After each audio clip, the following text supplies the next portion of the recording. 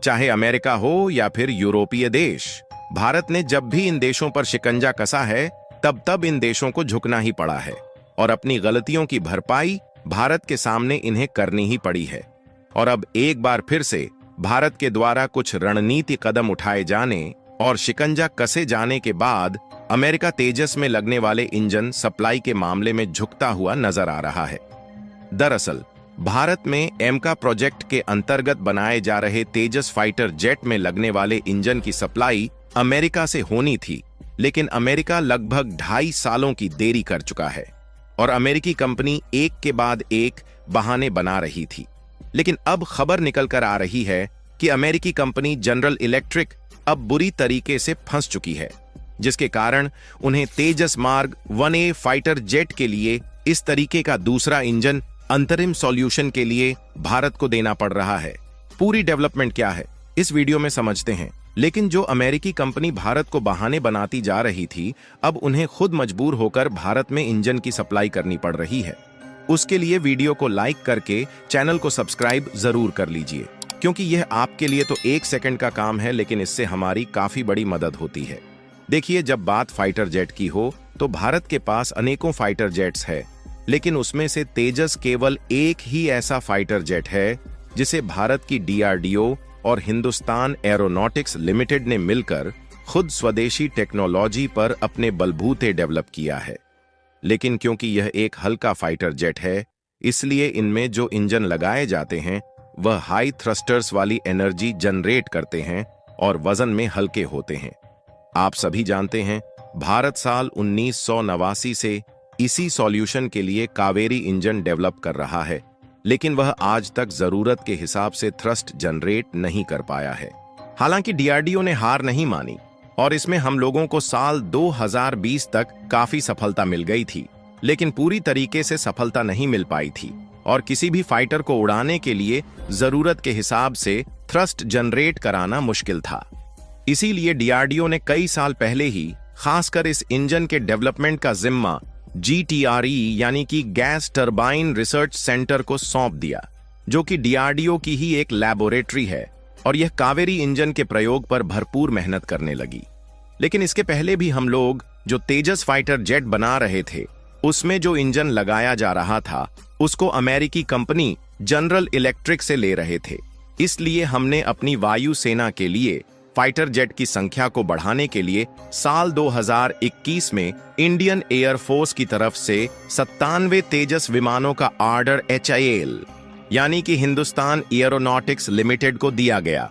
आपको बता दें कि इस ऑर्डर का जो अनुमानित खर्च है वह लगभग 48,000 करोड़ रुपए के आसपास है और खर्च किए जा रहे अनुमानित रुपए के हिसाब से यह अब तक का सबसे बड़ा ऑर्डर था, जिसमें मेक इन इंडिया परियोजना के तहत किसी डिफेंस हथियारों को बनाया जाना था। यहां तक सब ठीक था, क्योंकि हिंदुस्तान एरोनॉटिक्स लिमिटेड ने इस ऑर्डर को स्वीकार किया और इन्होंने वादा किया कि हम इन 97 तेजस विमान को 2024 तक भारतीय वायुसेना को सौंप देंगे। लेकिन 2024 में इन तेजस फाइटर जेट को भारतीय वायुसेना को सौंपने की तो बात छोड़िए, इसका प्रोडक्शन आगे बढ़ ही नहीं पाया, क्योंकि इसमें जो इंजन लगाए जाने थे उसे अमेरिकी जनरल इलेक्ट्रिक कंपनी ने दिया ही नहीं।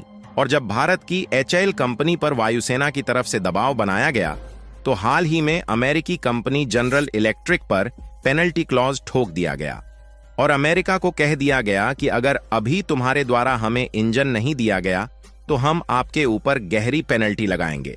लेकिन जैसे ही भारत ने पेनल्टी क्लॉज लगाया, उसके बाद अमेरिकी कंपनी जनरल इलेक्ट्रिक ने कहना शुरू कर दिया कि कोरियन सप्लायर के द्वारा कंपोनेंट की सप्लाई में देरी करने के कारण हमारे द्वारा इंजन सप्लाई में देरी हुई है। लेकिन फिर भी जैसे तैसे करके हम मार्च या अप्रैल 2025 में इंजन देना शुरू कर देंगे। लेकिन जैसे गिरगिट रंग बदलता है, उस तरीके से अमेरिकी कंपनी भी रंग बदल सकती थी। इसलिए जरूरी नहीं है कि जब इन्होंने इंजन की सप्लाई देने को कहा है, इनके द्वारा इंजन दे ही दिया जाए।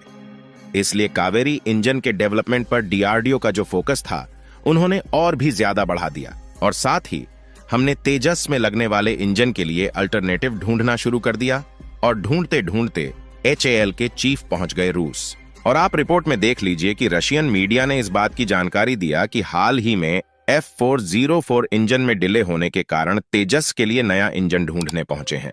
और भारत ने रूस में इंजन इसलिए ढूंढना शुरू किया क्योंकि रूस ने आज तक कभी भी भारत को धोखा नहीं दिया है और डिफेंस के मामले में जब भी कोई हथियार देने की बात करता है तो हर बार समयानुसार भारत को दे देता है। और दूसरी सबसे बड़ी बात यह है कि यह भी हो सकता है कि अमेरिका इस तरीके से इंजन की सप्लाई में देरी करके ब्लैकमेल कर रहा हो ताकि भारत इंजन लेने के बजाय इनका F-35 जैसा फाइटर जेट ही खरीद ले, जिससे अमेरिका का ज्यादा फायदा हो सके। लेकिन हमें कोई 2-4 की संख्या में फाइटर जेट तो बढ़ाने नहीं है कि उन्हें हम महंगे महंगे दामों में अमेरिका जैसे देश से खरीद ले, क्योंकि देखा जाए तो हमारे पास फाइटर जेट्स की काफी ज्यादा कमी है। आज के समय जिस तरीके से चीन जैसे दुश्मन देश 5th और 6th जनरेशन की फाइटर जेट बनाकर दबदबा बढ़ा रहे हैं, ऐसे में हमारी वायुसेना के पास 42 स्क्वाड्रन की जरूरत है, जबकि फिलहाल सिर्फ 31 स्क्वाड्रन भारत के पास ऑपरेशनल है। एक स्क्वाड्रन में कम से कम 16 या 18 फाइटर जेट्स होते हैं। ऐसे में हमें कम से कम 2 या 250 नए फाइटर जेट्स चाहिए। यहां तक कि फिलहाल में जो भारत के पास ज्यादातर फाइटर जेट्स हैं, उसमें रूस का सुखोई एक बहुत बड़ी संख्या में हमारे पास है, जिसे हम अपनी वायुसेना के लिए रीढ़ की हड्डी मानते हैं। लेकिन हमारी वायुसेना का भविष्य तेजस में ही है, इसलिए अगर इसका इंजन रूस में ही मिल जाता है तो ऐसे में जरूरी तो है नहीं कि हम अमेरिका से ही इसके इंजन खरीदें। लेकिन जैसे ही भारत ने रूस में मौका तलाशना शुरू किया, अमेरिका को यहीं से लगने लगी मिर्ची। जब हाल ही में कावेरी इंजन की टेस्टिंग रशियन विमान में हो रही है तो तेजी से अमेरिका की धड़कनें ऊपर नीचे हो रही हैं। इसलिए हाल ही में अमेरिका ने थोड़ा दिमाग लगाया और सोचा कि भारत को पकड़ना ही ठीक है, जिसमें इन्होंने भारत को ऑफर दिया है कि जब तक हमारे द्वारा तेजस में लगने वाले F404 IN-20 इंजन की सप्लाई शुरू नहीं हो पा रही है, तब तक आप हमसे इसी इंजन का दूसरा वेरिएंट, जिसे सैमसंग टेक्विन F404 G102 कहा जाता है, इस इंजन को ले सकते हैं। जिस इंजन को यह टेम्परेरी पर्पज के लिए भारत को देने के लिए तैयार हैं, यह इंजन भी हमारी तेजस के लिए बेस्ट रहेगा। और यह इंजन इतना दमदार है कि इसे जेट इंजनों का गब्बर कहा जाता है, क्योंकि हर टेक ऑफ में यह पूरी ताकत झोंक देता है। इसमें जनरल इलेक्ट्रिक की इंजीनियरिंग उपयोग से कोरियाई कंपनी इस इंजन को फिलहाल अपने लिए बना रही है।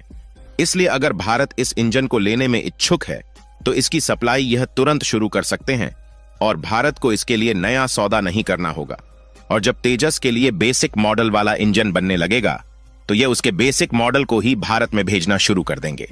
फिलहाल दोनों इंजन में अंतर की बात करें तो यह जो इंजन देने की बात कर रहे हैं यह 78 किलो न्यूटन की थ्रस्ट पैदा करता है, जबकि तेजस के लिए जिस इंजन का सौदा किया गया है वह 84 किलो न्यूटन की थ्रस्ट पैदा करता है।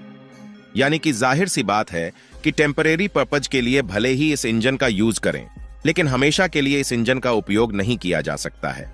फिलहाल आपको क्या लगता है कि इस इंजन का ऑफर अमेरिका की कंपनी भारत को क्यों दे रही है? अपनी राय कमेंट में जरूर बताएं और इस वीडियो को एक लाइक करके अपने मित्रों तक शेयर जरूर करें ताकि उन्हें भी जानकारी मिल सके। इसी तरह और भी नॉलेजेबल वीडियो देखने के लिए चैनल को सब्सक्राइब करके बेल आइकन को ऑल पर जरूर सेलेक्ट करें। जय श्री राम।